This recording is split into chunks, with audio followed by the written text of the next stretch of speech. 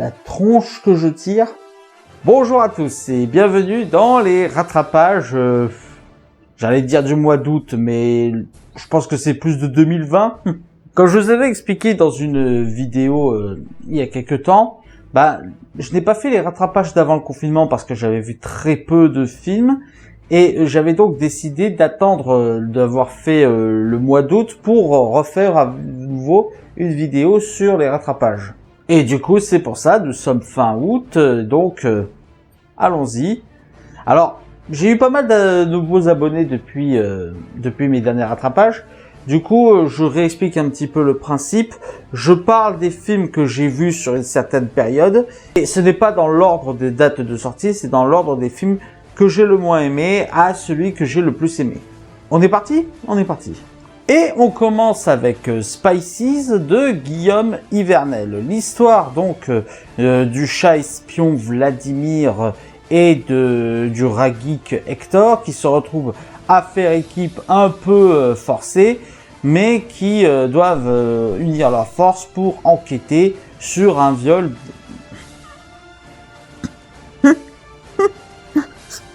Pas sur un viol, non. Qui doivent enquêter sur un vol de radiésite.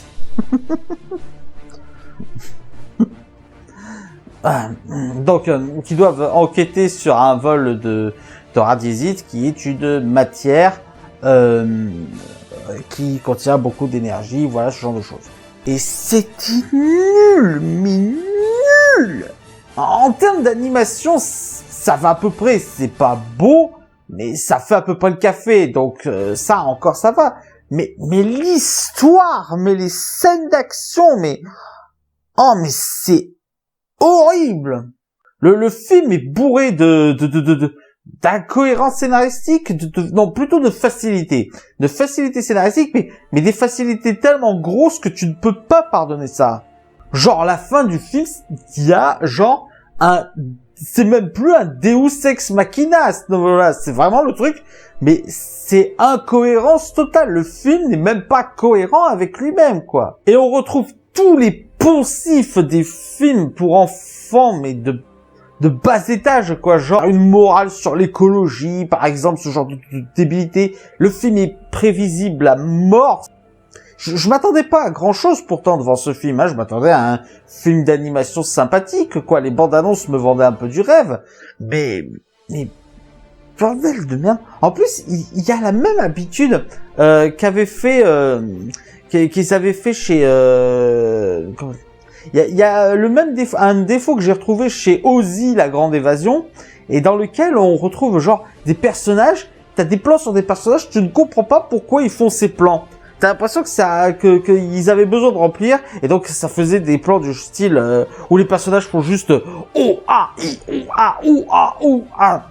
Vous savez, ce genre de plan inutile où tu ne comprends pas qu'est-ce qu'il a voulu filmer à ce moment-là. L'histoire est, comme je l'ai dit, bourrée de facilité scénaristique et prévisible au possible. Et puis surtout... en fait, ce que j'ai envie de reprocher à ce film, c'est qu'il a des moments de remplissage. Il a des moments qui ne servent à rien à l'intrigue, des moments qui ne servent même pas au développement des personnages, mais qui sont juste là pour rajouter des gags et allonger inutilement le film.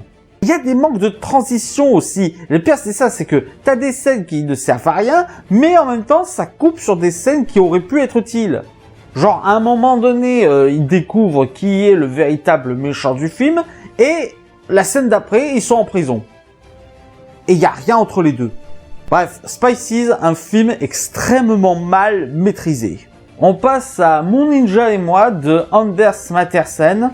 L'histoire de Alex, un ado de lycée, qui reçoit une poupée hantée par l'esprit d'un ninja qui vient venger un enfant qui a été tué par un marchand de poupées clandestin. Celui-là, j'ai l'impression qu'il n'a pas su ce qu'il voulait faire, en fait. On se retrouve avec un film d'animation qui soit a des scènes assez dures, voire qu'un enfant ne pourrait absolument pas comprendre. Genre, à un moment donné, il y a une référence à MeToo. Et de l'autre côté, t'as des scènes où tu te dis, mais même un adulte trouverait ça chiant parce que c'est beaucoup trop enfantin. Et c'est ça le problème principal de ce film. Il ne sait pas où se placer. Du coup, je ne sais pas quel est le public de ce film? En plus de cela, on retrouve des poncifs classiques et clichés et parfois très mal maîtrisés. Et en plus des poncifs qui partent sur un quiproquo mais tellement énorme que tu te dis mais comment c'est possible quoi? Genre le gosse qui ne comprend pas que le ninja veut tuer le marchand de jouets clandestin.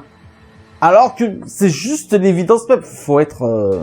Enfin voilà quoi, un film d'animation sans intérêt, qui a voulu se la jouer adulte, mais qui reste dans des poncifs beaucoup trop enfantins, et qui du coup se perd dans le public qu'il vise. On passe ensuite à The Rental de Dave Franco, l'histoire de deux couples qui décident de louer une baraque au bord de mer, et qui se retrouvent à être confrontés à des événements inattendus. J'attendais rien spécialement de The Rental, mais j'ai quand même été pas mal déçu par le film. Bon, déjà, il est ultra prévisible. Je veux dire, à un moment donné, il y a une histoire d'infidélité. Tu la vois à des kilomètres tellement c'est mal écrit. Surtout, le film te promet bien plus que ce qu'il t'offre, en fait. Genre, quand il a parlé de présence qui n'était pas normale, je m'attendais genre peut-être à une organisation, peut-être genre à une présence maléfique, quelque chose... Ou même qu'il allait me prendre à contre-pied, c'est ce que te promet le film en fait. Et non. Non, c'est juste une histoire de tueurs à la con qui tuent les gens qui louent des appartements. Juste ça. Et le pire, c'est que la plupart du temps, le film ne te raconte rien. Je veux dire par là qu'il ne te raconte que le moment où les deux couples sont au bord de mer, qu'il y a une adultère, et voilà. Ça, c'est 75% du film. Les 25%, t'as l'intrigue qui se déclenche. Mais du coup, t'as 75% du film qui est absolument sans intérêt. Et ça se termine presque comme un cartoon, ce film. Les personnages sont mal écrits, les dialogues sont faux, et la fin, c'est un véritable cartoon, en fait. C'est juste l'une des héroïnes qui tombe d'une falaise. Je vous jure que c'est ça, la fin. Enfin bref, The Rental, un film sans intérêt. Ah, le film que beaucoup de gens vont me gueuler pour lui donner une note si basse. Tenet de Christopher Nolan. Un agent de la CIA, tu ne connais même pas son prénom, qui se fait surnommer le protagoniste, se retrouve confronté à un complot mêlant une machine qui permet de rembobiner le temps en fait. En gros, c'est une machine qui permet en fait de vivre le temps dans un moment de rembobinage. En gros, tout fonctionne à l'envers. Vous allez voir. Alors oui, visuellement, c'est impressionnant. Visuellement, c'est très esthétique, on va dire. Les scènes d'action sont bonnes. Donc oui, visuellement, c'est une performance. Et encore, bon ben... Si je voulais être cynique, Doctor Strange l'a déjà fait, ce genre de film. Bon, là, c'est la scène finale de Doctor Strange, mais tout le long du film. Mais soyons pas mauvaises langues. Visuellement, c'est impressionnant. Mais le problème, c'est tout le reste. Les personnages sont extrêmement mal écrits. Je veux dire, à part le personnage féminin principal qui peut être un petit peu intéressant, les autres, c'est soit sans intérêt, soit c'est très mal écrit. Et le pire, ce sont les deux personnages principaux, à savoir le protagoniste et le méchant, je sais plus, Alcor, un truc comme ça, joué par Kenneth Branagh. Alors le protagoniste, c'est un Gary Sioux tellement mal écrit que le gars n'a même pas réfléchi à un prénom, mais qui n'a absolument aucun défaut, qui veut sauver la veuve et l'orphelin, qui est à deux doigts de séduire la femme si jamais il ne pensait pas d'abord à sa mission, et pour le bien de tous, et évidemment, c'est lui qui, au final, on te révèle que c'est lui qui est le grand héros de l'histoire. C'est même le protagoniste, quoi. C'est vraiment, on est au niveau bassesse de l'écriture. C'est un Gary Sioux. Bah voilà, tous ceux qui m'ont reproché d'utiliser trop souvent le terme Mary Sioux, je vous le dis, le personnage principal de Tenet, c'est un Gary Sioux. Le méchant, mais c'est un méchant nanardesque. Le film passe son temps à te dire « C'est lui le méchant, attention !» Attention, regarde comme il est méchant, regarde, c'est un trafiquant d'armes, il bat sa femme, il ne tient pas ses promesses, et il tue ses hommes gratuitement, c'est un méchant. Sérieusement, une écriture de méchant pareil, à part dans les nanars, ce n'est plus autorisé, hein. Et ça, ce n'est que les personnages, mais le pire, c'est le scénario. Et j'irai même plus loin, le concept de Christopher Nolan. Il ne le maîtrise pas. C'est un concept pas maîtrisé. Vous savez, beaucoup de gens ont comparé ce film à Inception. Mais le truc, c'est que Inception avait un concept compliqué, mais tu sentais qu'il était maîtrisé et qu'il respectait ses propres règles. Tenet ne respecte pas ses propres règles. Genre, on te dit qu'il ne faut pas modifier les choses, puis on te parle de libre arbitre, puis on te dit non, il faut pas se servir de la machine pour changer le cours du temps, alors que le principe même du film, c'est de changer le cours du temps grâce à la machine. Et puis le film a un petit syndrome Terminator, hein, parce que, attention, zone spoiler. En gros, on apprend que le gars qui a fondé l'association Tenet, je suppose que c'est le nom de l'association parce que on ne dit jamais réellement son nom, mais à un moment donné, on dit vous faites ça et vous dites Tenet. Donc je me dis Tenet, c'est peut-être le nom de l'association. On apprend donc que le héros du film, c'est le gars qui a créé l'association Tenet et que c'est lui qui a envoyé les gens l'aider dans le passé pour rattraper le méchant. Et que c'est suite aux événements du film que le gars va créer l'association. Sauf que pourquoi a-t-il créé l'association à la base? Comment ça s'est passé la première fois? On est en plein syndrome du Terminator 1, c'est-à-dire que le film veut partir sur une boucle, mais cette boucle en soi ne marche pas. Puisqu'il faut bien une première fois pour enclencher la boucle. Mais au moins dans Terminator 1, ça pouvait s'expliquer, et ça s'était corrigé dans Terminator 2. Mais là, le truc, c'est que Tenet aurait pu facilement éviter cette erreur. Tout ce qu'il aurait fallu faire, c'est aider son univers à respirer en dehors du protagoniste. Mais comme ce film veut absolument faire de son protagoniste un Gary Sioux qui ne laisse pas respirer son univers, bah du coup on se retrouve avec cette énorme incohérence scénaristique. Vous savez quoi? J'aurais pu lui pardonner tout ça, j'aurais pu passer à autre chose et mieux noter ce film que ça.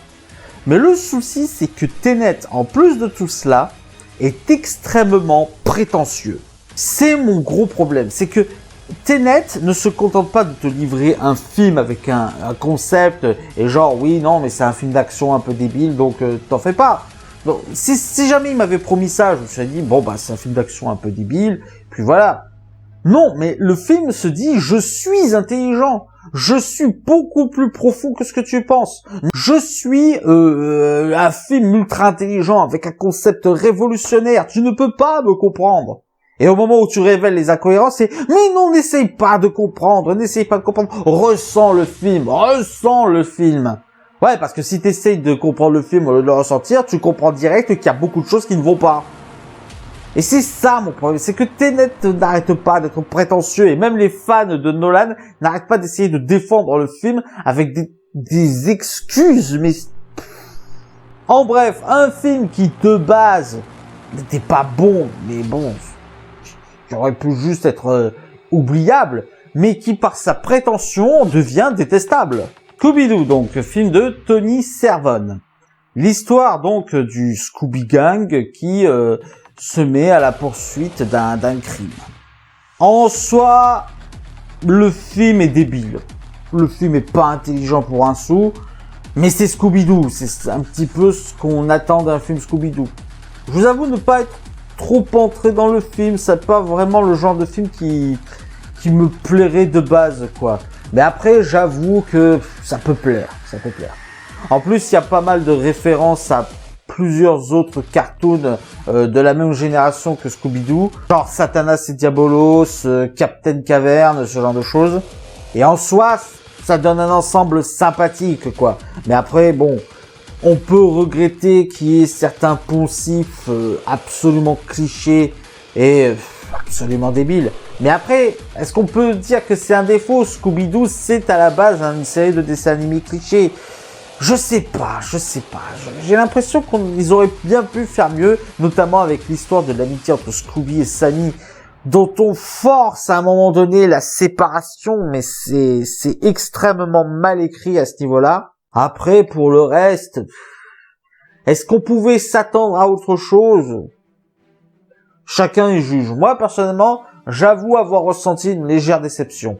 Tout comme j'ai ressenti une légère déception face à Yakari de Xavier Giacometti. Donc, qui raconte l'histoire de Yakari, un jeune indien qui obtient la faculté de parler aux animaux. Alors, je suis déçu par Yakari sur 2 points. D'abord parce que, tu sens que c'est en fait un gros pilote, ce film.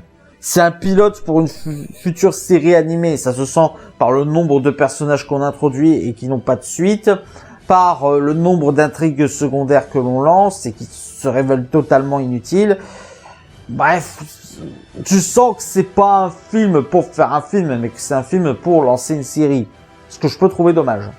Pour le reste, la deuxième raison pour laquelle je suis déçu, c'est que de base, je suis fan de la bande dessinée Yakari. J'ai lu pas mal de tomes et j'aime beaucoup Yakari. Mais en fait, je trouve que le ton de ce film est beaucoup trop enfantin. Il est beaucoup trop enfantin. Alors, je m'attendais pas à ce qu'ils prennent un ton adulte, mais je pense, dans une récente vidéo, avoir prouvé que l'on peut faire un film d'animation pour enfants, mais qui n'adopte pas un ton débile. Je suis désolé, les personnages, les dialogues, c'est écrit, mais pour des enfants de bas étage, quoi. C'était vraiment... Ah non, c'est vraiment bas de plafond, même pour un film pour enfants, quoi. Après, il y a quand même un truc que j'ai trouvé très beau, c'est la direction artistique, avec, vous savez, un petit côté cel shading, un petit côté... à quoi ça m'a fait penser? Oui, il y avait un jeu qui s'appelait King's Quest, où il y avait un petit mélange de 3D et 2D qui s'harmonisait bien. Et j'ai trouvé que c'était pareil dans Yakari. Yakari, j'aime bien la direction artistique qu'ils ont prise. J'ai bien aimé ce côté à la fois 3D, mais avec comme quelques trucs en 2D qui rajoutent une immersion un petit peu. Je trouvais que ça rendait plutôt bien, et c'est dommage qu'après le scénario suive pas.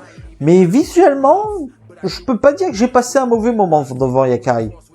Après, c'est quand même dommage d'avoir fait un pilote au cinéma, quoi. Je veux dire, si vous voulez faire un pilote pour une série, sortez-le à la télé. Parce que là, je suis désolé, mais c'est pas un film pour du cinéma, quoi. On passe ensuite à Une sirène à Paris de Mathias Malzieu, un film qui raconte l'histoire d'un chanteur de cabaret qui vit un très gros chagrin d'amour et qui se dit « je ne pourrai plus jamais aimer », mais qui fait la rencontre d'une sirène qui a peur justement que cet homme tombe amoureux de lui parce que elle fait que tous les hommes tombent amoureux de lui et meurent. Alors j'ai été surpris d'apprendre que Mathias Malzieu était le gars qui avait réalisé Jack et la mécanique du cœur. En fait, maintenant que je sais ça, ça explique pourquoi il y a quelques références à Jack et la mécanique du cœur, mais aussi une certaine empreinte sur l'amour, sur les sentiments, sur ce côté un petit peu conte, un petit peu éthéré qu'il avait fait dans Jack et la mécanique du cœur. Ça se retrouve dans Une sirène à Paris, un côté conte qui n'est pas désagréable, je dois avouer, un côté que je trouve assez charmant en fait. Il a la maîtrise de mettre en avant un côté conte à ses histoires. Je pense notamment au personnage de la voisine du chanteur qui, quand elle raconte son histoire, c'est beau. T'as aussi le fait que la sirène pleure des perles, c'est très joli, c'est très mignon. Pour autant, je trouve Une sirène à Paris moins bien maîtrisée que Jack et la mécanique du cœur. Parce que dans Jack et la mécanique du cœur, la romance avait un petit peu pris le temps de s'installer. Il y avait quand même un voyage à côté de ça. Il y avait ce côté où il fallait quand même arriver à séduire l'objet de notre cœur, quoi. Et j'ai l'impression que dans Une sirène à Paris, ça va beaucoup plus vite. C'est plus rushé. Surtout que, en plus, on est censé suivre un personnage qui ne veut plus vivre l'amour. Et ça, je trouvais que ce côté-là, c'était pas si appuyé que ça, en fait. C'était pas si appuyé le côté du fait que le chanteur de cabaret, interprété par Nicolas Duvauchel, je trouvais que c'était pas si appuyé que ça. Après, il y a une très bonne alchimie entre les deux acteurs principaux, je les ai trouvés très mignons dans leur couple. Il y a toute une intrigue en plus sur le fait que la sirène ait déjà tué quelqu'un accidentellement, ce quelqu'un qui est interprété par Alexis Michalik, un réalisateur dont j'ai adoré le film Edmond, si vous suivez mes vidéos. Mais personnellement, je sais pas. Il y a un manque. J'ai pas retrouvé cette sensation que j'avais eue dans Jacques et la mécanique du cœur. Peut-être le format, peut-être le fait que le film s'embrouille d'histoire et s'alourdit inutilement, qu'il ne prend pas le temps de développer son intrigue principale qui est censée être la romance entre la sirène et le chanteur.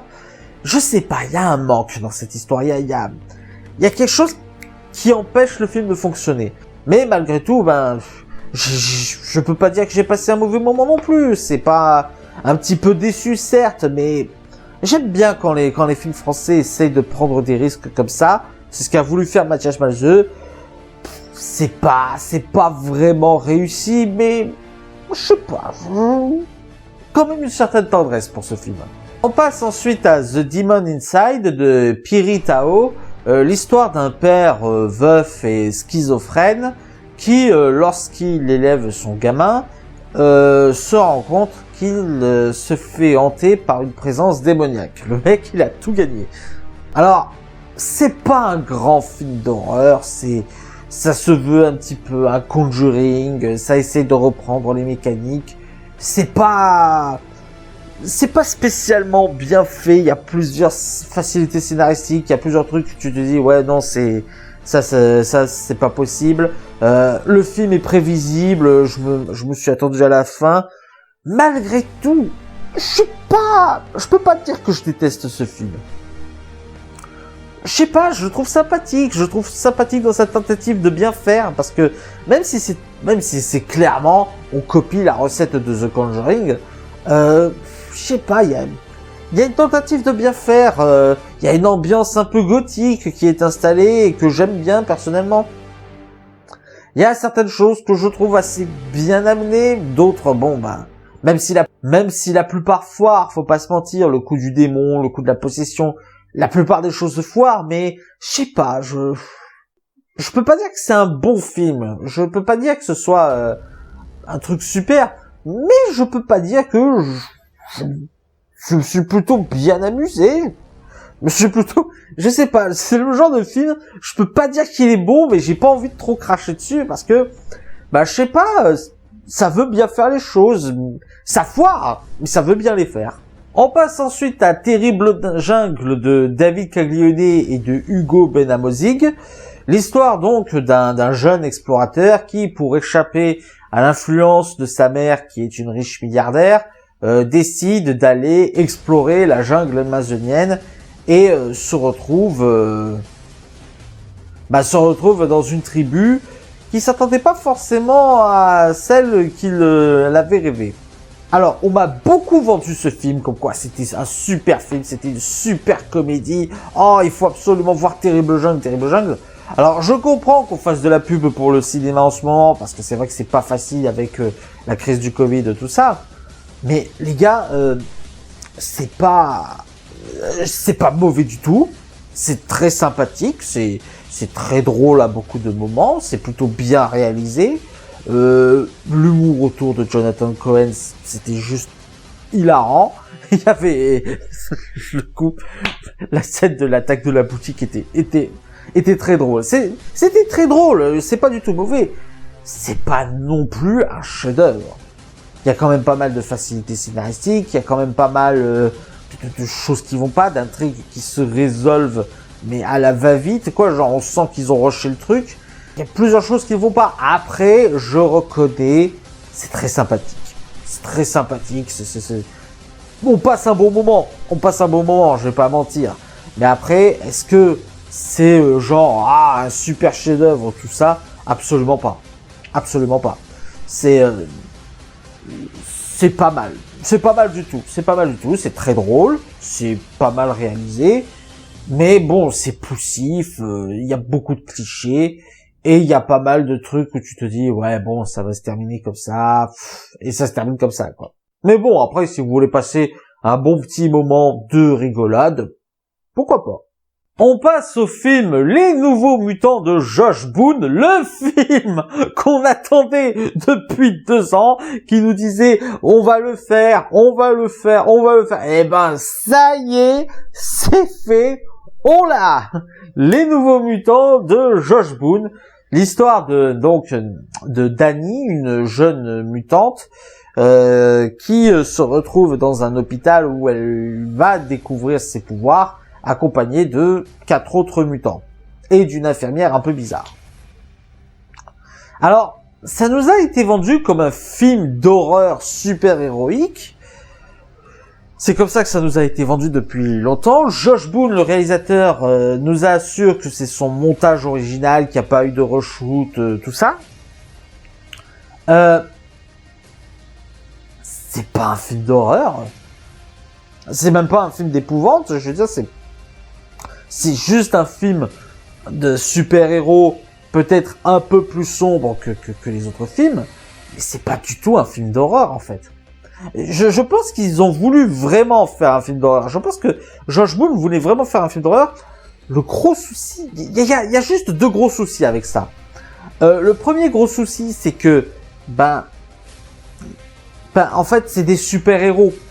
C'est pas des personnes lambda, c'est pas des personnes qui ont des pouvoirs et qui du coup tu sens vraiment un danger pour eux, quoi. C'est pas des personnages faibles et sans défense, attachants certes, mais pas non plus attachants certes, mais pas non plus totalement faibles face à la menace. Tu peux pas être totalement inquiet pour eux. Le deuxième gros souci, c'est que j'ai compris très vite où le film voulait en venir. En fait, c'est ça, c'est que le film, en plus, ne le cache même pas, il cherche même pas à en faire un suspense de quelle est l'origine des choses horrifiques qui attaquent les protagonistes. Et du coup, comme tu connais les choses, comme tu connais l'origine des choses, du coup, ça manque. Il aurait fallu entretenir un peu de mystère autour de ça, genre, ou même nous prendre à contre-pied, ce genre de choses. Je sais pas, ça aurait pu être un truc qui aurait. Ils auraient pu essayer de nous faire penser que ça venait d'autre chose, mais non, le film est assez prévisible, il est ultra prévisible dans son intrigue, et c'est franchement dommage. En plus de cela, les effets spéciaux sont moches. Bon, faut le dire, hein. Les effets spéciaux numériques sont ultra moches, ultra visibles. L'ours, c'est une catastrophe. Tous les effets numériques, c'est juste dégueulasse. Après, là encore, je peux pas dire que j'ai passé un mauvais moment. Les personnages sont plutôt attachants. Il y a une très bonne métaphore par rapport à la sexualité, au passage à l'âge adulte. Bon, quelquefois c'est assez évident. Je parle notamment du passage métaphorique sur les règles. Alors là, c'est plus qu'évident. Mais le reste du coup, non, c'est plutôt bien dosé, il y a une bonne métaphore, il y a un bon développement des personnages, une bonne romance. J'ai bien aimé la romance du film. Après, pour le reste, c'est pas... Après, le truc, c'est qu'on m'a promis un film d'horreur super-héroïque. J'ai eu un film de super-héros, peut-être un peu plus sombre, mais pas un film d'horreur, quoi. Et je pense qu'il y avait de quoi en faire un film d'horreur en plus. Le pitch de base aurait pu être... ça aurait pu être mieux. Après, est-ce que j'ai passé un mauvais moment devant le film? Non, je peux pas dire que j'ai ça. Disons que je suis quand même pas mal déçu. Mais que je le recommande quand même si vous voulez voir un film de la saga X-Men. On passe à Felicita de Bruno Merle. Alors, Bruno Merle... je suis très content de le revoir à la réalisation parce que c'est le réalisateur de Héros. Héros qui fait sans doute partie de mon top 5 de mes films préférés. J'ai adoré Héros. Je crois que c'est le seul film où j'arrive à apprécier. Michael Youn. Donc voilà. Et le truc c'est que Héros a fait un bide monumental. Et que du coup, Bruno Merle a passé 13 ans sans réaliser de film et revient avec ce deuxième film avec Felicita.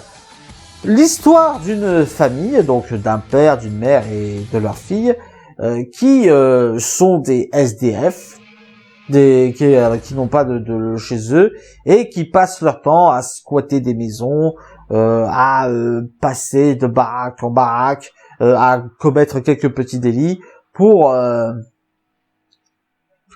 pouvoir vivre, et où Felicita va être autour va être autour d'un événement lié à ça. Alors Felicita, j'ai bien aimé, j'ai trouvé les personnages très attachants. Bruno Merle aime vraiment, je commence à voir ce que Bruno Merle veut faire. Il aime les personnages en marge. Il aime les personnages qui sont marginaux, non seulement dans leur situation, mais qui en plus sont marginaux psychologiquement parlant, mentalement parlant, je sais pas quel est le terme exact. Mais du coup, ouais, il aime beaucoup traiter ce genre de personnages. Je dois reconnaître, la famille est extrêmement attachante. J'ai beaucoup aimé les personnages, j'ai beaucoup aimé les relations entre eux, j'ai beaucoup aimé leurs interactions. C'est le centre du film et c'est un centre réussi. Pour le coup, j'ai quand même préféré Héros. J'ai quand même préféré Héros parce que Héros, il y avait pas mal de passages métaphoriques, mais qui avaient du sens à un moment donné. Or, dans ce film, dans Felicita, il y a certains passages, j'ai pas compris le sens, en fait. Il y en a un que j'ai bien aimé, c'est le passage réalité alternative. Ceux qui ont vu le film comprendront de quoi je parle. Mais pour le coup, l'astronaute, par exemple, j'ai pas compris.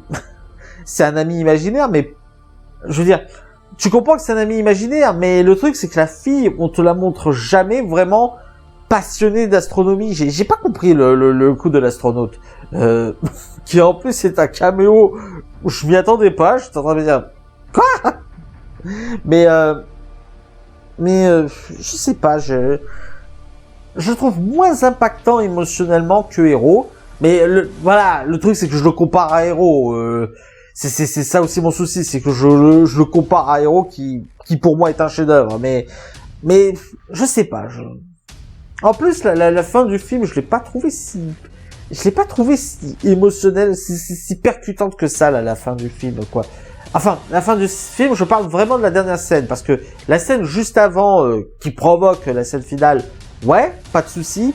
Par contre, cette scène-là en particulier, je sais pas. Le film va aussi lancer quelques fausses pistes sur ce qui s'est passé, sur ce qui s'est pas passé, pour au final revenir à un truc plus terre à terre. Je trouve que le film a manqué un petit peu d'ambition. Après, est-ce que Bruno Merle a un petit peu manqué de confiance en lui suite au bide de Héros et le fait que ça fait 13 ans qu'il n'ait pas réalisé de film? C'est possible. Mais je pense qu'on aurait pu pousser les choses plus loin. Après, ça reste un film assez mignon, un film que plutôt bien, qui passe bien tout seul, quoi. Donc, si vous voulez vous le voir un jour, voilà, quoi. Et on passe à Enragé de Derek Bort, avec notamment Russell Crowe. L'histoire d'une mère de famille divorcée qui, lorsqu'elle amène son fils à l'école, a un petit accrochage avec un autre automobiliste, et l'automobiliste va très mal le prendre et va poursuivre la femme toute la seule journée juste parce que elle a eu cet accrochage et il va décider de lui pourrir l'existence et de tuer ses proches. J'aime bien ce film, en fait. J'aime bien parce que alors j'ai trouvé que on va pas se mentir, c'est une énorme pas une énorme copie, pas à ce point-là, mais c'est extrêmement inspiré de Duel de Steven Spielberg. Duel, pour ceux qui ne savent pas, c'est l'histoire de cet homme qui, justement, il a un accrochage avec un camion et que le camion veut le poursuivre tout le reste de la journée. Duel a énormément inspiré ce film, ça se sent. Il est moins subtil, il est moins bien fait que Duel. Pour le coup, il est plutôt bien. C'est-à-dire que c'est Russell Crowe qui porte le film, on va pas se mentir. Russell Crowe porte ce personnage extrêmement énervé, extrêmement machiavélique, le gars qui a une vie de merde et qui décidait, puisque j'ai une vie de merde, je vais tous vous pourrir la gueule. Russell Crowe porte extrêmement bien ce film. Et honnêtement, ouais, le suspense c'est bien entretenu, c'est plutôt bien écrit. Il y a un passage que j'ai bien aimé, c'est le passage de la station-service où t'as un gars qui veut impressionner Russell Crowe et qui lui dit non, arrête, calme-toi, ça suffit. Et Russell Crowe lui roule dessus. Tu te dis, mais ouais, il y a vraiment ce côté enragé, ce côté le gars, il va tout faire pour te pourrir la gueule. Après, le film a voulu... Après, je comprends l'intention derrière ce film. Le film veut parler aussi de tous les accrochages qu'on peut avoir sur la route, des gars qui nous bousculent, des gars qui veulent nous agresser parce que on a fait un petit accrochage. Et pour avoir conduit pas mal sur Marseille, c'est totalement vrai. Je veux dire, le coup des personnes qui veulent t'intimider, le coup des personnes qui te frôlent, le coup des personnes qui veulent te fracasser la gueule parce que t'as eu un petit accrochage avec eux, je l'ai vécu. Je l'ai vécu, alors pas aussi exagéré que lui, pas aussi exagéré que dans ce film. Ce film est une exagération, mais pour le coup, il parle quand même de choses. Il parle quand même d'une base très vraie. Il parle d'une base qui est réellement existante. Après, l'intrigue se termine assez rapidement. Pas l'histoire après, bah en fait tu suis le film. Le film se suit. Le film se suit bien. Hein. Il se vit bien. Ça se regarde très facilement. J'ai bien aimé Enragé, honnêtement. Peut-être aussi quelques personnages qui n'ont pas été assez attachants pour que vraiment je m'attache à eux. Genre le frère de l'héroïne principale, j'ai pas vraiment été attaché à eux. Il y a quand même pas mal de facilité scénaristique aussi dans ce film. Genre il y a plusieurs scènes, tu te dis mais les gars, pourquoi vous faites rien? Pourquoi il y a personne qui intervient? Alors je dis pas qu'il y en a je dis pas que c'est pas ce qui se ferait dans la vraie vie, mais il y a certains moments tu te dis c'est quand même un peu gros, genre tu peux facilement l'arrêter le gars, tu peux facilement te dire que le gars tu dois le stopper. Et bon, j'ai quand même eu du bon temps devant ce film, c'était pas mal, c'était bien, c'est un bon film. C'est pas un chef-d'œuvre, mais ça passe bien. Yes, on se retrouve. Alors excusez-moi, l'éclairage a beaucoup changé. C'est parce que j'ai eu des pannes de courant, je devais recharger mon ordinateur et la batterie de ma caméra. Du coup, ça a été compliqué. Mais là, je peux enfin retourner.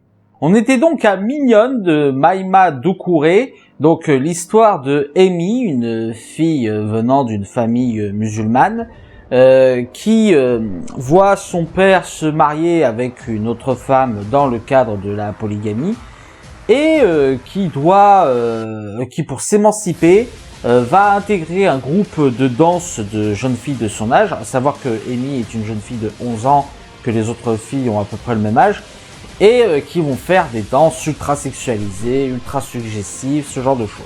Alors c'est un film que je suis allé voir un peu à reculons parce que les bandes annonces ne me donnaient pas envie du tout. Le speech, j'étais en train de me demander de quoi ça allait parler. Puis je me suis un petit peu renseigné sur la réalisatrice, j'ai vu un peu des réactions de Anna le génocide, tout ça, et je me suis dit finalement essayons d'aller le voir. Le film est beaucoup plus intéressant que ce qu'il n'y paraît. En fait, en soi, alors il a eu quelques polémiques, notamment à cause de Netflix. Je dis à cause de Netflix parce que Netflix va le diffuser sur sa plateforme pour les États-Unis. Et l'affiche qu'ils ont utilisée pour Netflix est ignoble. Elle n'a rien à voir avec l'affiche originale. C'est juste, ils ont totalement foiré sur ce coup-là Netflix. Et pour le coup, au sujet de Mignonne, le sujet est traité de manière intéressante. J'ai trouvé le film très intéressant en soi. Il n'est pas islamophobe, il n'est pas anti-français, c'est un juste milieu. En fait, le message principal du film, c'est il faut foutre la paix aux enfants. Il faut laisser les enfants être des enfants. Parce que dans que ce soit dans sa famille ou que ce soit lorsqu'elle fait de la danse, Amy va être confrontée à un monde d'adultes. Elle va être confrontée à une mentalité, à des codes, à des cultures adultes. Et en fait, le film te dit, foutez la paix aux enfants, laissez les enfants être dans un monde d'enfants et n'essayez pas de les en sortir. Et elle condamne ça du côté des familles ultra religieuses, notamment musulmanes, mais elle condamne aussi dans l'hypersexualisation de la société, où les filles vont se mettre à imiter les adultes, à vouloir faire des danses hyper sexy, notamment dans les clips de rap, ce genre de choses. Et en fait, le film a une manière très intéressante pour aborder, c'est le mot que j'ai utilisé le plus, intéressant, a une manière d'approcher les deux sujets de manière intéressante. Dans le cadre de la famille ultra religieuse, elle va utiliser des éléments de films d'horreur, genre à un moment donné il y a du sang qui coule, à un moment donné il y a un personnage qui apparaît qui peut paraître être un fantôme. Et de l'autre côté, dans le cadre de l'hypersexualisation de la danse, cela va être montré de manière à provoquer un malaise. C'est-à-dire qu'en gros, on va te montrer les filles, on va te montrer en train de danser, on va donc les montrer en train de faire leur danse sexy, et en fait la caméra va souvent passer d'un plan où ce sera centré sur leurs jambes et sur leurs fesses, à un plan où ce sera centré sur leur visage. Et en fait, je vois ça comme un côté pour te mettre mal à l'aise. C'est genre, on te dit, voilà, t'as fantasmé dessus, t'as trouvé ça sexy, je te rappelle qu'elles ont 11 ans. Et il y a une manière, je trouve ça assez ingénieuse, assez pertinente de manière de faire. Le seul souci, c'est que il en fait trop. C'est un film qui en fait trop par sa mise en scène, qui en fait trop par ce qu'il montre, par ce qu'il veut faire. Et du coup, ça devient soit ridicule, soit juste vulgaire. Il y a une scène à un moment donné d'un exorciste, mais c'était à chier. C'était à chier, mais voilà. Mais sinon, à part les moments où ça veut trop en faire, j'ai trouvé ce film vraiment bien et je vous le recommande.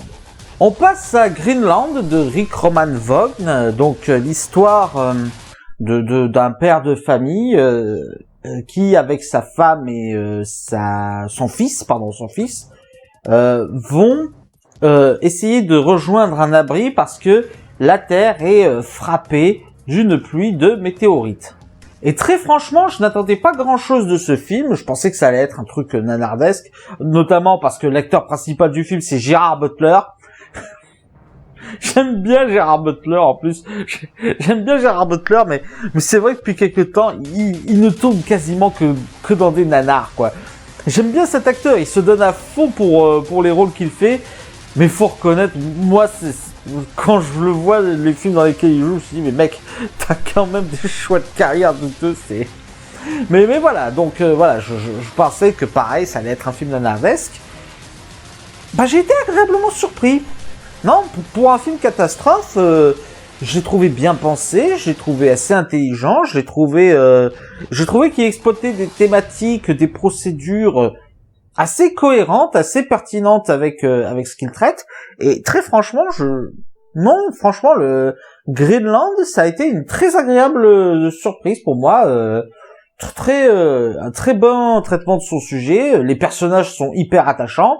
Bon, les acteurs sont pas mirobolants, mais ça reste correct. Il y a quelques sujets qui sont un peu traités à la va-vite, genre le père de l'héroïne principale, mais sinon non, les réactions des personnages sont bonnes, le gamin est hyper intelligent et ça fait du bien de voir ça. Enfin, pour un gamin de son âge. Quand il veut faire du spectacle, il y a du grand spectacle sans problème. Il y a une manière particulière de traiter un petit peu comment les gens vont être sélectionnés, sur qui va rejoindre les abris ou pas. Non, franchement, c'est pas un chef-d'œuvre, c'est pas quelque chose de mirobolant, mais c'est une très bonne surprise et ouais, franchement, je vous recommande Greenland, c'est un très bon spectacle agréable à suivre. On passe ensuite à De Gaulle de Gabriel Le Bonin, donc l'histoire de Charles de Gaulle, interprété par Lambert Wilson. Lambert Wilson, j'adore cet acteur, je trouve que c'est un excellent acteur, Lambert Wilson, mais bon, donc qui va raconter l'histoire de Gaulle lors de la Seconde Guerre mondiale. Alors, donc très bon film, très très grand film, avec de très bons enjeux, qui sait très bien se mettre en place, qui sait très bien parler de la politique de l'époque, sans pour autant manquer de captiver son public, avec des scènes vraiment très prenantes. Je me souviens d'une scène de dialogue avec Olivier Gourmet où ça débat de est-ce que vous êtes un lâche, est-ce que vous êtes en train de déserter, non, je suis en train d'essayer de m'assurer que la France puisse se sortir vainqueur de ça. C'était vraiment très intéressant comme film. Les dialogues avec Churchill, tout ça. En plus de cela, on suit l'exode qu'ont dû faire les habitants de France lorsqu'ils se sont retrouvés bombardés par les Allemands. Pour autant, il y a juste un bémol. J'ai juste un bémol avec ce film. Pour moi, il se termine pas au bon moment. C'est-à-dire que le film va se terminer lors de l'appel de Gaulle. Il va se terminer lorsque De Gaulle va lancer son premier appel. Les Français parlent aux Français. Et le discours n'est même pas retranscrit. Le disque, il ne montre même pas le discours en fait. Il montre juste la fin. C'est juste De Gaulle qui s'installe pour lancer le premier appel de Gaulle. Et pour moi, ça manque dans ce film.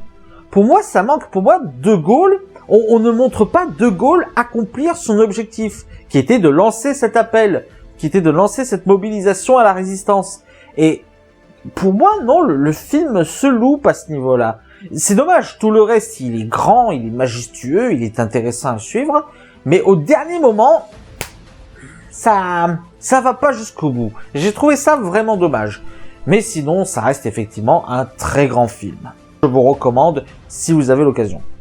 On passe à The Vigil de Keith Thomas, l'histoire d'un jeune juif qui, dans la tradition juive, quand quelqu'un vient de mourir, il y a un juif assermenté qui vient veiller le mort toute une nuit, le temps que le lendemain les croque-morts l'embarquent. Je connaissais pas cette tradition, apparemment elle est véridique. Et en fait, durant la nuit où notre héros va être le surveillant, va être le vigile d'un mort, il va se passer des choses paranormales. Je m'attendais pas grand-chose à The Vigil. J'ai été très agréablement surpris là encore. Franchement, je m'attendais à un petit film d'horreur sans prétention, mais franchement, il marche bien. Il marche très bien ce Vigil. Notamment dans les scènes de tension où il prend son temps. En fait, le gros avantage, c'est que The Vigil ne va pas chercher à faire du Conjuring, c'est-à-dire nous surprendre par derrière. Non, il va vraiment prendre son temps. Et en fait, tout est calculé selon la durée du plan. La frayeur, on n'est pas vraiment effrayé par le film. Il n'y a pas vraiment de phase où on a peur. Mais il y a beaucoup de phases où on est mal à l'aise, où on se sent pas bien. Et en fait, tout vient des plans et de la durée des plans surtout. Ça vient surtout du côté où, en fait, on reste pendant un temps sur un plan. On se dit, il va se passer quelque chose, il va arriver quelque chose, il va se passer quelque chose, et quelquefois il se passe rien. Et en fait, ça dure tellement longtemps que tu te fais peur tout seul. En fait, c'est toi-même qui te fais peur. Et je dois avouer que Vigil fait plutôt très bien cet exercice.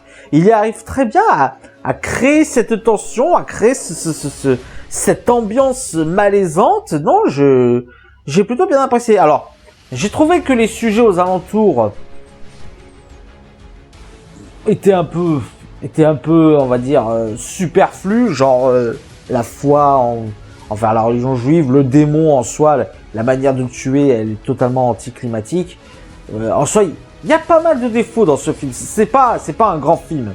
C'est un tout petit film d'horreur, mais pour un tout petit film d'horreur, je trouve qu'il fait un très bon travail, un très bon boulot. Et du coup, si vous êtes fan de films d'horreur à ambiance, qui vont prendre leur temps, qui vont prendre... Il y a une scène, je me souviens, où à un moment donné, il s'approche d'un écran, l'écran lui dit « derrière vous », et c'est au moment où il se retourne, voilà. Et justement, quand il se retourne, c'est pas « il se retourne, hop, et direct, il y a le jumpscare », non, il se retourne, on voit la créature, et en fait, il se passe 3 secondes, 5 secondes, auxquelles elle ne bouge pas, et là, elle fait un jumpscare. Il y a que, en fait, le film ne cherche pas à te surprendre avec la créature, non, il te dit, la créature est là, mais quand est-ce qu'elle va attaquer? Et je trouve que c'est intéressant. C'est intéressant, une espèce de jumpscare en retardement, une espèce de truc où tu te dis, mais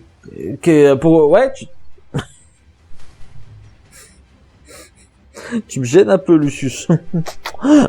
Mon bébé. Excusez-moi.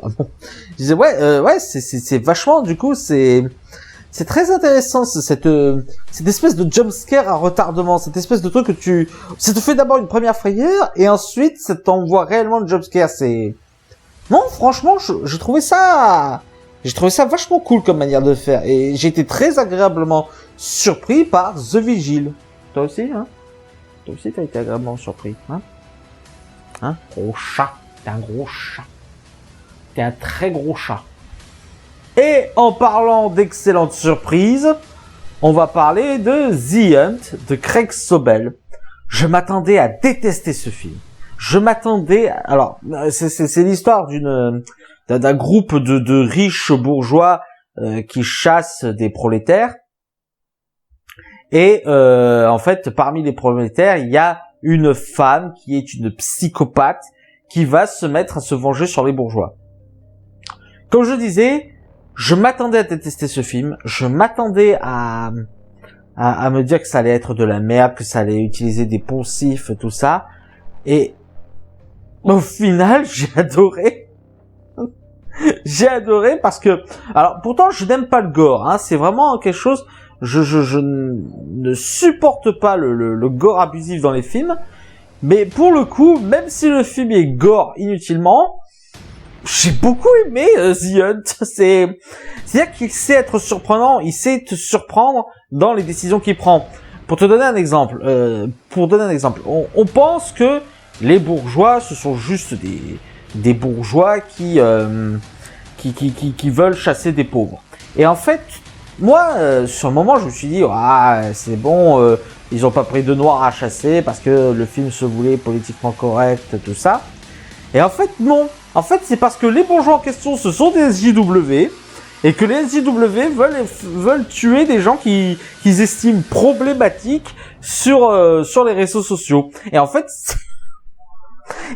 en fait, c'est con, mais je trouve que The Hunt, c'est vraiment la représentation de ce qu'est Twitter.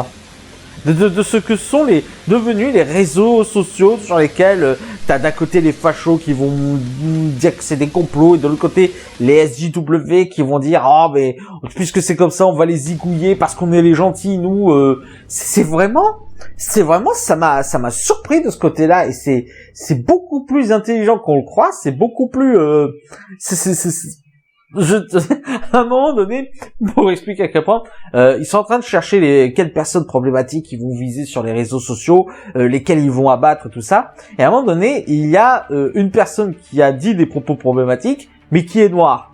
Et là, t'as le groupe des bourgeois qui font oh non, on va quand même pas tuer un noir, c'est une minorité ethnique. Non, on n'a pas le droit de faire ça. J'ai adoré. Et le personnage principal, donc l'héroïne principale, c'était pas une facho, c'était pas une SJW, c'est juste une personne lambda, sauf que c'est une psychopathe. Et j'adore l'héroïne principale. L'héroïne principale du film par Betty Gilpin. L'héroïne, j'ai adoré l'héroïne. Elle était juste géniale.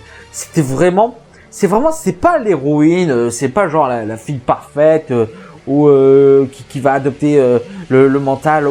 Chacun pourra s'en sortir de ça. Non, c'est une psychopathe. C'est genre la fille, elle s'intéresse qu'à sa survie, et tu sens qu'elle prend plaisir à se venger. Tu sens qu'elle prend plaisir à juste massacrer les gens qui ont voulu la massacrer, et elle est géniale. Elle est géniale dans ce rôle. C'est juste j'en pense à plein de scènes où elle tue des gens, mais ça peut paraître psychopathe, mais quand tu vois ces gens se comporter comme ça, ce sont des SJW. Et l'autre, ce sont des fachos. Tu prends plaisir à ce que les deux camps s'en prennent plein la gueule. Et l'héroïne, elle te fait bien passer ce côté où t'es content quand un SJW ou un facho s'en prend plein la gueule. C'est juste génial. Il y a une scène où elle tient l'une des bourgeoises en joue qui est une femme. T'as un des fachos qui lui dit tu vas pas la flinguer, c'est une femme, tu sais, en mode non, les femmes ce sont des êtres faibles, faut pas les flinguer. Et t'as l'héroïne qui dit dites-moi, est-ce que vous pensez que parce que vous êtes une femme vous devez survivre? Non. Bam. Elle est géniale, j'ai adoré l'héroïne principale du film et ouais, j'ai beaucoup aimé The Hunt. J'ai beaucoup aimé The Hunt. Alors, c'est pas à mettre entre toutes les mains parce que c'est très gore, c'est très violent, c'est très graphique. Mais honnêtement, si vous aimez bien le gore, je vous recommande The Hunt. On passe ensuite au film En avant de Dan Scanlon. L'histoire de deux frères en fait, ce sont deux frères elfes dans un monde, alors, qui à la base était un monde de fantasy classique, de heroic fantasy classique, mais où en fait la technologie a pris le dessus sur la magie. C'est-à-dire que petit à petit, ce monde est devenu un petit peu comme le nôtre, sauf que il est peuplé de créatures magiques.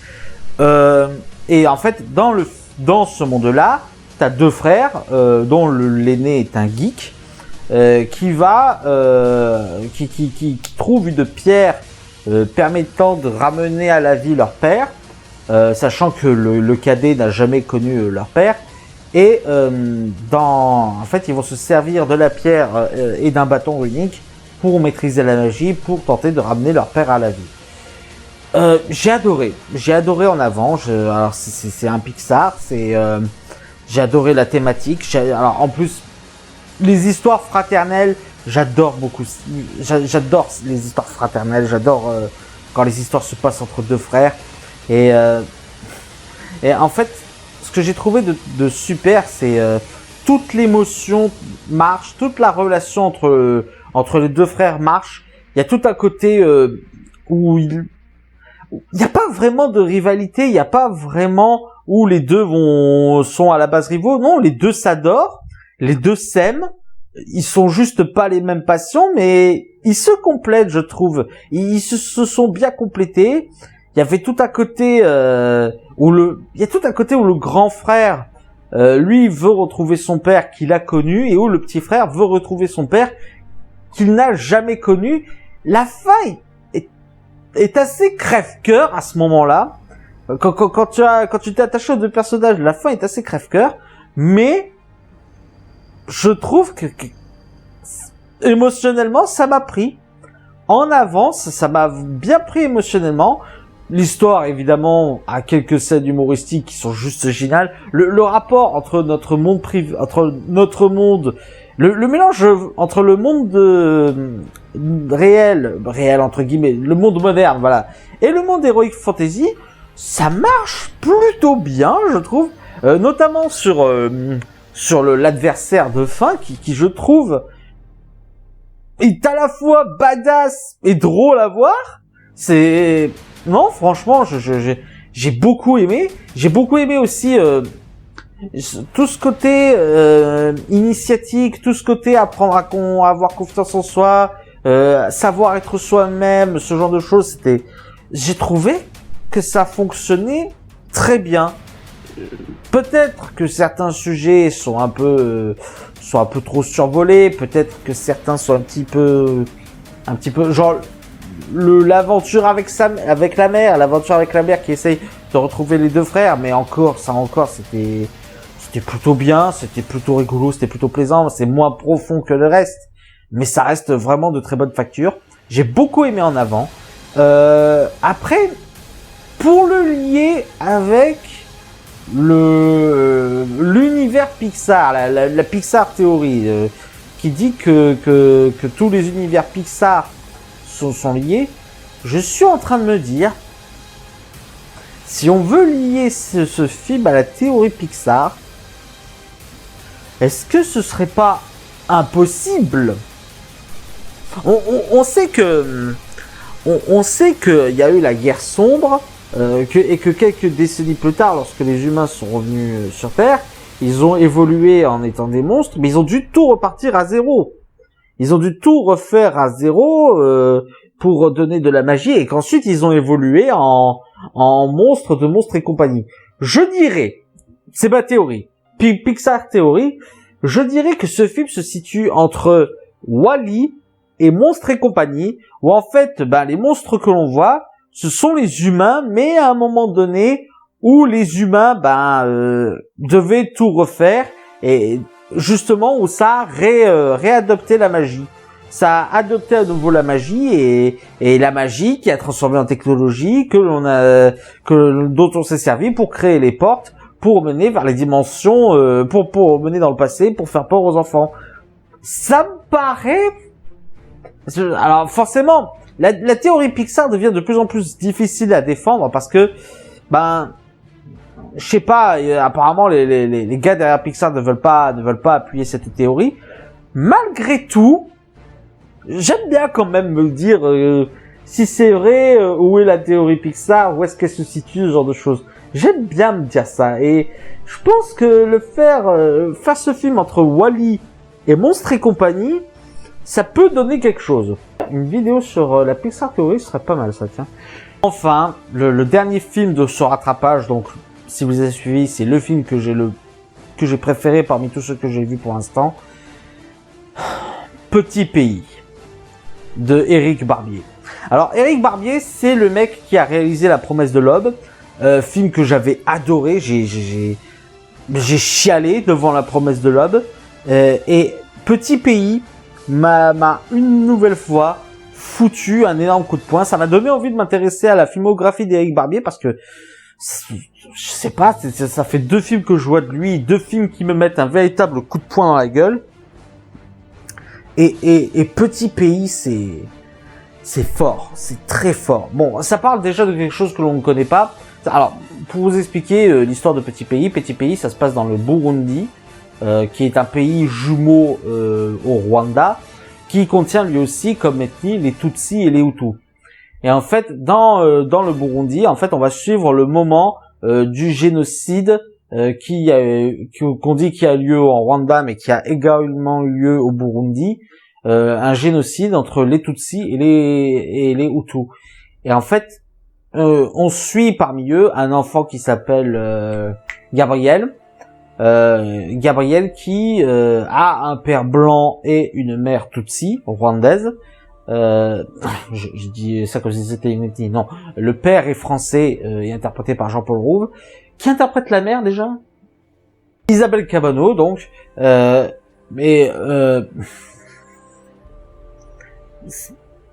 Ça m'a mis un coup de poing. Petit Pays m'a mis un coup de poing dans la gueule. C'est fort, il y a des moments extrêmement forts émotionnellement, extrêmement durs à supporter. Je pensais que le film n'allait pas aller jusqu'au bout, mais au final, sans problème, il traite de tous les sujets dont il parle. Et en fait, le film t'épargne rien, en fait. Il va pas raconter seulement l'histoire des Tutsis et des Hutus, il va aussi parler des histoires des parents de Gabriel, qui sont en pleine crise de couple, qui veulent se séparer, qui parle aussi un petit peu de la question de comment l'un voit la culture de l'autre. Ça aussi, je trouvais ça...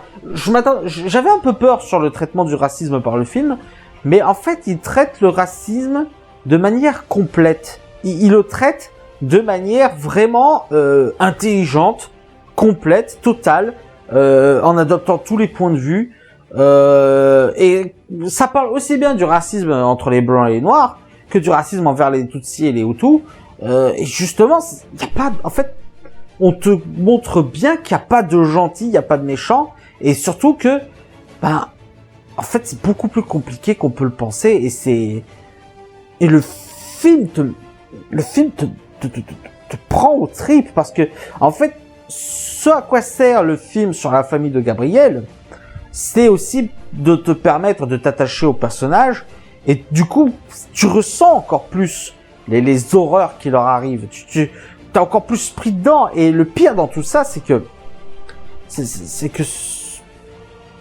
ça t'épargne rien, quoi. C'est la manière dont je pensais pas qu'ils, pour donner un exemple, je pensais pas qu'ils allaient parler du massacre des enfants qui a eu lieu, hein. Des enfants ont été massacrés dans ce génocide, et on t'en parle, et le pire c'est qu'on t'en parle de manière, on te montre pas les choses directement, mais la manière dont on t'en parle, tu ne peux que visualiser la scène, et c'est encore plus horrible. Et en plus de cela, t'es déchiré pour cette famille, t'es énervé, t'es en colère quand il leur arrive certains trucs. Il y a une scène d'agression sexuelle, mais j'avais juste envie de massacrer le gars, quoi. C'est ça, mais il te prend ce film, il te prend émotionnellement, il t'investit, et ça passe aussi par les acteurs. Alors, les acteurs, Jean-Paul Rouve et Isabelle Cabano sont excellents, mais les acteurs enfants ont livré une performance. Sérieusement, c'est vraiment, j'ai été scotché de voir des enfants jouer aussi bien. Et c'est vraiment les enfants qui vraiment portent le film. Ils arrivent vraiment à te donner quelque chose, à te donner réellement quelque chose. Et en fait, le film Petit Pays te fait ressentir toutes les émotions. Tu t'attaches à ces personnages. T'es content quand il leur arrive quelque chose de bien. T'es un peu triste quand il leur arrive quelque chose de mal. Enfin, au début, t'es un peu triste, et après, ça te tire les larmes, quoi. Mais franchement, Éric Barbier a une capacité à t'investir émotionnellement dans ses films. C'est fou, c'est dingue. Et Petit Pays, c'est ça. Ça m'a tellement pris aux tripes, ce film. Qui traite tout de manière juste, qui traite tout avec une justesse impressionnante, qui va aborder des sujets, mais tu te demandes comment il a pu avoir le courage d'aborder ces sujets. Tu te dis merde, quoi, mais la vache, j'étais à deux doigts de dire que son film serait mon film préféré de cette année. Après, je me suis souvenu qu'il y a eu 1917, et 1917, c'est 1917, hein, le machin, c'est imbattable pour moi cette année 1917. Mais putain, mais ce film, mais il va être dans mon top, hein. Il va être vraiment dans mes hauts top, quoi, hein. Sérieux, c'est pas facile, hein. C'est pas facile à encaisser, mais pour moi, c'est un film nécessaire. C'est un film qui te prend aux tripes. Et ben voilà, on a le film français qui sera le coup de poing dans la gueule de cette année, quoi. Pour moi, c'est Petit Pays. Voilà.